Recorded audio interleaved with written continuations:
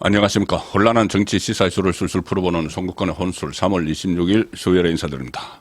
오늘 오후에 드디어 민주당 대표 이재명의 자리가 결정되죠. 대표직을 계속 유지할 것인지 유지 못할 가능성이 거의 90% 이상이라는 분석들이 나오고 있습니다. 바로 공직선거법 2심 선고가 나옵니다. 자, 그러면은 1심에서처럼 징역형 집행유예를 받으면은 모든 자격이 다 박탈됩니다. 당대표직 날아가고 국회의원 배지 내려놔야 되고, 그러면 방탄조끼를 벗게 되는 거죠. 본인의 사법위기를 방어하기 위해서 대선 패배 직후에 바로 인천 계양을로 가가지고 국회의원 배지를 달았는데 그것도 다 떼야 됩니다. 그리고 앞으로 10년 동안 공직선거에 나올 수가 없죠. 그러면은 대권 꿈은 물 건너가는 겁니다. 그러다가 민주당도 434억 원을 물어내야 될 처지에 놓이게 되죠.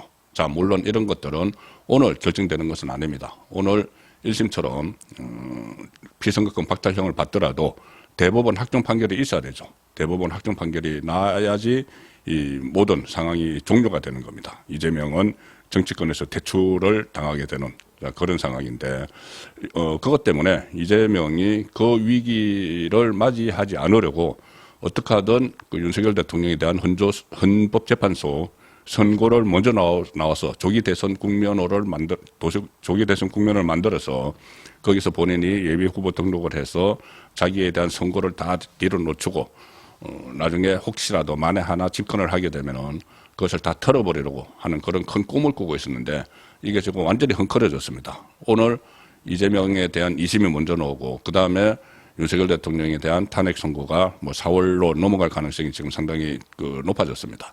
자, 이렇게 되니까 이재명이 오늘 2심에서 유죄 확정 판결을 받더라도, 유죄 판결을 받더라도, 2심 판결을 받더라도 또 버틸 겁니다. 대법원이 판단을 해줄 것이다. 이런 식으로 이야기해서 하겠죠. 오늘 사실상 2심에서 유죄가 나오면은 1심, 2심, 그러니까 그 사실심에서 전부 유죄가 확정되고 이제 법률심이 남는 상황인데, 법률심으로 1, 2심에서 유죄가 확정이 됐으면 법률심에서 뒤바뀔 가능성은 극히 낮죠. 한 2, 3%밖에 안 되는 상황인데, 어쨌든 이재명은 그때까지 자기는 무죄라고 주장을 하면서 무죄 추정의 원칙 어쩌고 하면서 조기 대선이 만에 하나 실시되면은 거기 출마를 하려고 하겠죠. 자, 그런데 조기 대선이 실시되지 않을 가능성이 상당히 높습니다. 실시되지 않더라도 윤석열 대통령이 이제 직무에 복귀를 하게 되면은 이재명이 정치권에서 퇴출한 상황과 퇴출하지 않은 상황은 상당히 다를 수밖에 없죠.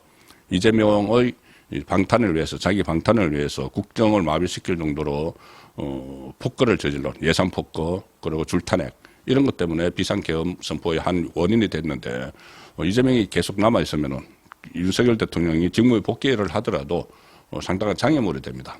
그런데 대법원 확정 판결을 빨리 받아서 그 조기 대선과 상관없이 대법원 확정 판결을 빨리 받아서 이재명이 정치권을 떠나면은 윤석열 대통령이 직무에 복귀한 이후에 상당히 걸림돌 없이 국정 운영을 잘 할 수가 있겠죠.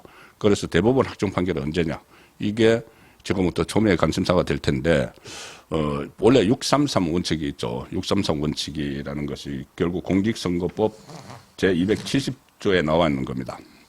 선거범의 재판기관에 관한 강행 규정인데, 선거범과 그 공범에 관한 재판은 다른 재판에 우선하여 신속히 하여야 하며, 그 판결의 선고는 1심에서는 공소가 제기된 날부터 6월 이내에, 2심 및 3심에서는 전심의 판결의 선고가 있은 날로부터 각각 3월 이내에 반드시 하여야 한다. 반드시 하여야 한다. 자, 강행 규정이죠.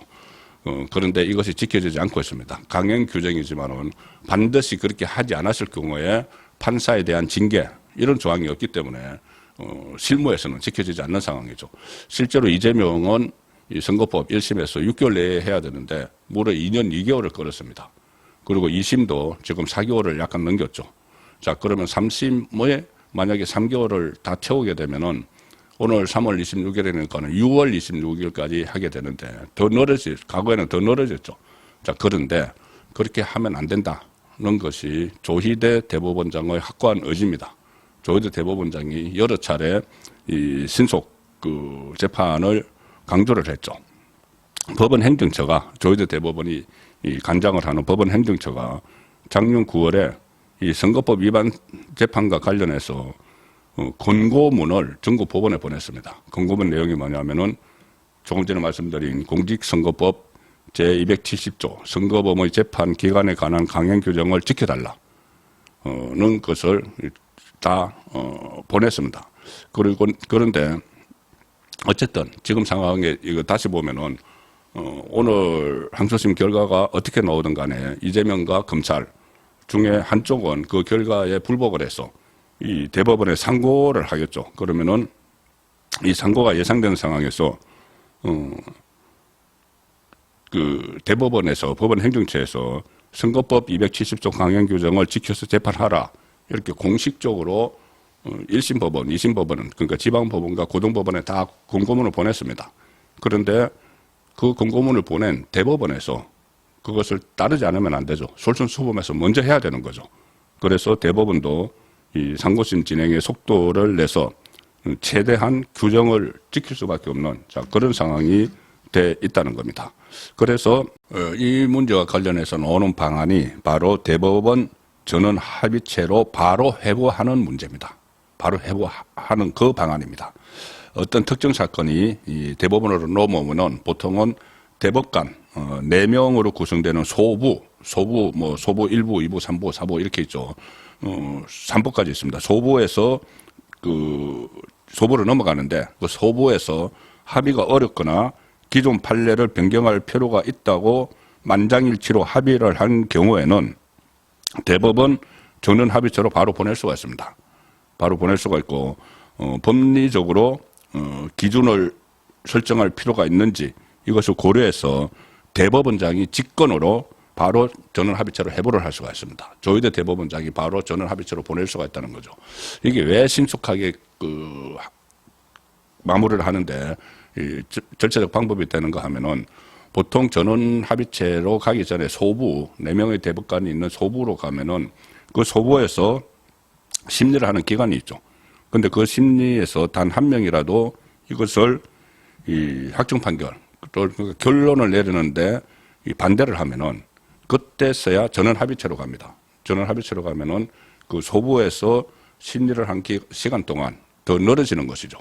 그래서 그거를 거치지 않고 이것을 사건을 배당받은 소부가 전원 합의체로 넘기거나 아니면은 대법원장이 이 직권으로 회부할 수가 있다. 법리적으로 기준을 설정할 필요가 있는지 이런 것을 고려를 해서 그리고 중요한 사건이기 때문에 조희대 대법원장이 바로 직권으로 전원 합의체로 넘길 수가 있는 겁니다. 자, 그래서 이렇게 되면은 이 대법원의 확정 판결이 원래대로 하면은 뭐 그러니까 633을 지킨다고 해도 2심이 오늘 나오면은 3심이 6월 26일까지 이렇게 되는데 전원 합의체로 보내고 그다음에 중간에 여러 가지 그 재판 서류들이 전달되는 그 과정이 있죠. 그래서 그것을 뭐 이재명이 받지 않고 재판 관련 서류를 받지 않고 폐문부재 뭐 이렇게 해서 시간을 막 끌고 했는데 이재명이 그런 사안에 대해서 관련 서류를 받지 않고 시간을 끌더라도 이 대법원이 이것을 대법원이 처리해야 될 일 아니면 고법에서 대법관은 그 서류들 이것을 신속하게 처리를 하면은 이재명이 결론적으로 시간을 끌 수 있는 것은 약 한 2주밖에 안 됩니다. 2주밖에 안 되기 때문에 가령 이런 거죠. 오늘 항소심이 선고가 되면은 상고장을 14일 이내에 제출을 해야 되고 그 다음에 20일 이내에 항소심 법원이 대법원으로 소송 기록을 송부를 해야 되고 또 10일 이내에 상고 이유서를 제출을 해야 되고 이런 기간들이 쭉 있는데 이것을 그대로 다 거치면은 6월 26일까지 선고하기도 빡빡합니다. 그런데 여기서 이재명은 본인이 시간을 끌 수 있는 부분들이 있죠. 상고장 제출 기한 14일 그리고 상고 이유서 제출 기간 10일 이 두 개는 이재명이 시간을 다 채워서 끌 수가 있을 겁니다. 그러니까는 합하면은 한 24일 동안 정도 되죠. 이 끌 수가 있지만은 다른 거 그러니까 고법이나 대법원에서 처리를 해야 되는 그 처리는 이것도 기록 송부 시한이 있지만은 그것을 즉각 하면은 이재명이 시간을 아무리 끌더라도 조금 전에 말씀드린 대로 전원 합의체로 돌리고 대법원이 서로 그를 넘기는 일을 신속하게 처리를 하면은 5월 중에라도 그 이재명에 대한 대법원 확정 판결이 나올 수 있다는 겁니다. 이재명이 여러 가지 방법으로 지금도 많이 구사를 했지만은 무슨 뭐 폐문부재 뭐 이런 것을 하더라도 대법원에서는 또 다른 방법이 있다. 본인이 안 받더라도 특별 송달해서 특정한 우편물을 일반 우편물과는 다른 절차로 보내고 보낸 사실을 보낸 사람에게 증명하는 이 제도를 활용할 수도 있고 교부송달이라는 방법도 있습니다. 법률 송달 방법의 하나인데 받을 사람에게 서류를 직접 내어주는 방법 이런 방법들이 있기 때문에 이재명이 대법원에 대해서 또 지연 전술을 쓰더라도 대법원 차원에서 즉각 대응을 하면은 이재명의 정치적 운명은 5월 중에 끝난다. 그리고 민주당도 434억 원을 물어내야 되는 엄청난 위기를 맞이한다. 그것이 오늘 그 절차로 가는 한 7, 80부 능선을 오늘 넘는다면은 마지막 결정을 이루는 것은 5월 중 예상되는, 신속하게 하면은 5월 중 예상되는 대법원 확정 판결이다. 그렇게 정리를 해 드리겠습니다. 오늘 저녁, 이재명의 확정 판결, 2심 판결에 따른 생생한 그 내용을 오늘 저녁 라이브 선거권의 정치소 시간에 전해드리도록 하겠습니다. 감사합니다.